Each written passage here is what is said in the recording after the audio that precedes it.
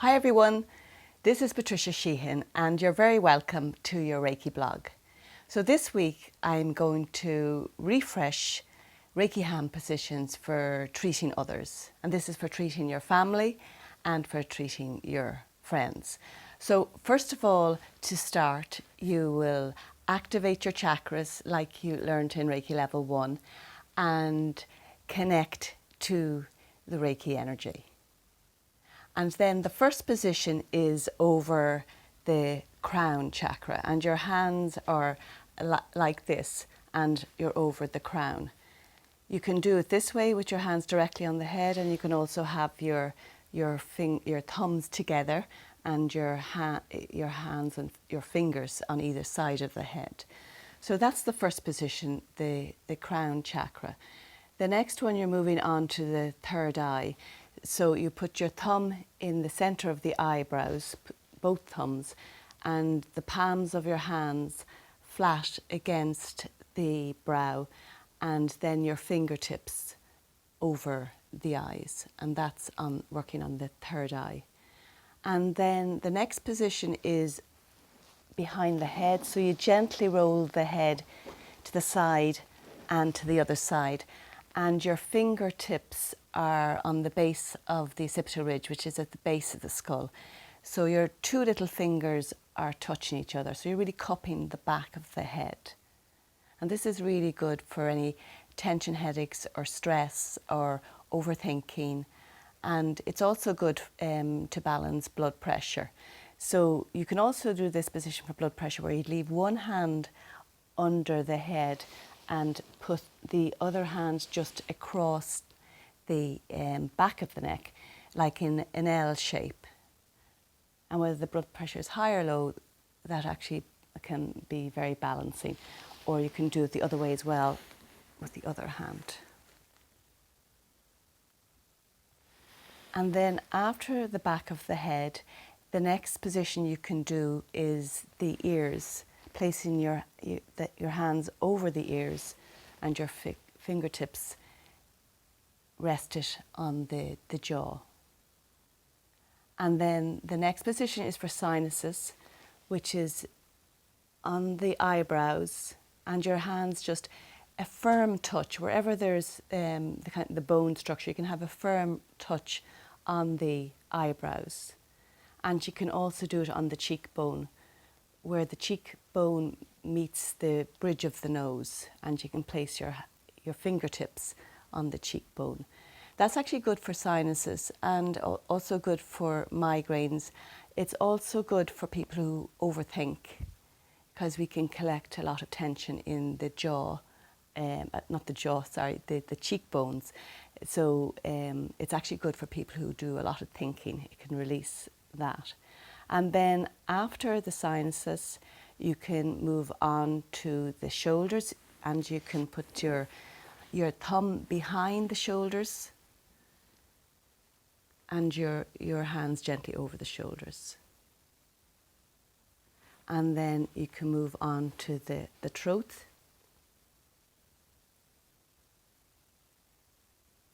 And the heart area, just placing your hands on the collarbone around the heart area. So that's all the positions around the head area. So we're now going to move on to the torso. So you can come down and you can again do the throat from this area here. So you have your hand either side of the throat area. Moving on to the heart, where you have your hands over the heart area. And then moving to the chest area, you'll have your hands above the chest. And then moving down to the spleen and the liver. And then further down to the solar plexus. The solar plexus is really good to do on young children or teenagers, because if they are stressed or holding on to worries or thoughts, it's generally in the stomach area. And when you release it from the stomach area, and that tension releases, generally the mind can alter with that.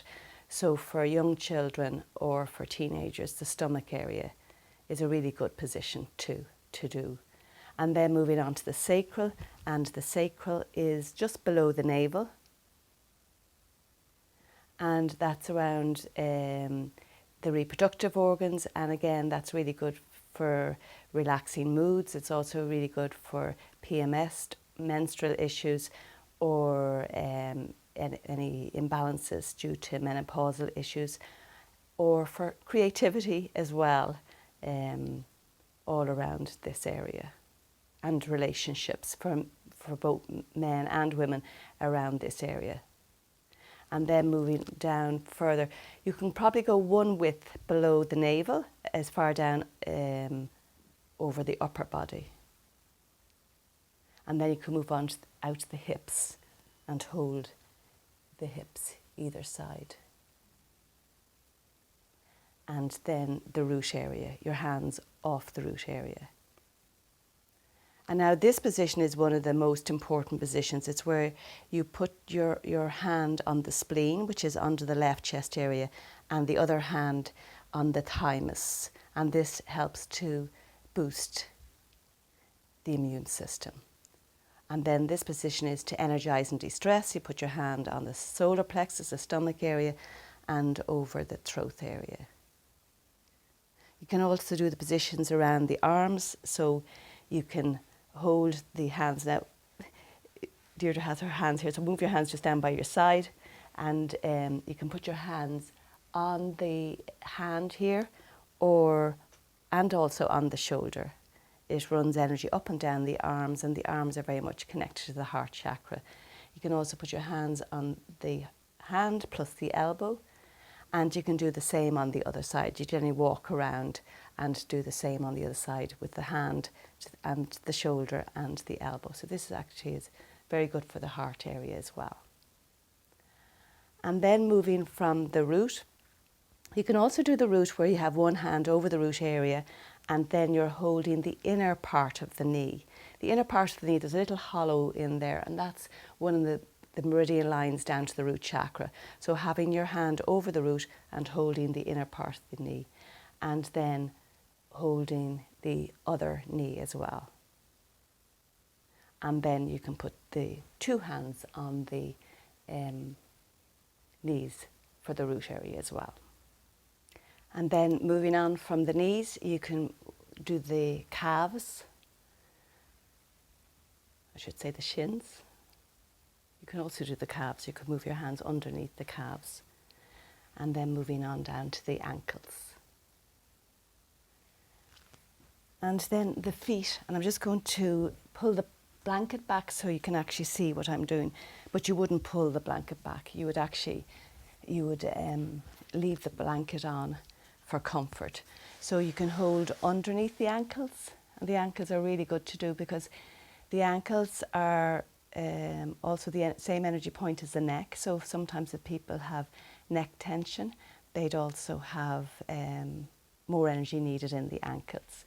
So underneath the ankles, and then on top of the ankles, on top of the foot, and moving your way up and just taking one hand grip at a time as you move up.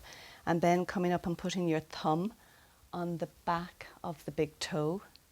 And that actually goes all the way up to the pituitary gland or the pineal gland up to here.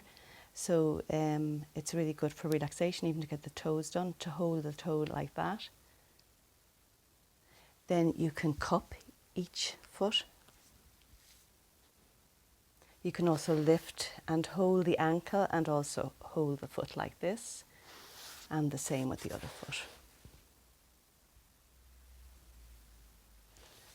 And then I'll just pull back the blanket. You can also do, if you want to, you can do the hip bone with the ankle, like you did with the shoulder and the hand. And you generally walk around and do the other one, the hip bone and the ankle, or the knee and the ankle, and the knee and the ankle.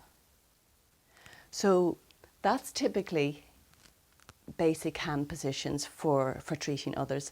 And then to finish off, you clear down like you learned in Reiki level 1, and then you wrap at the end so that the energy field is closed and energized.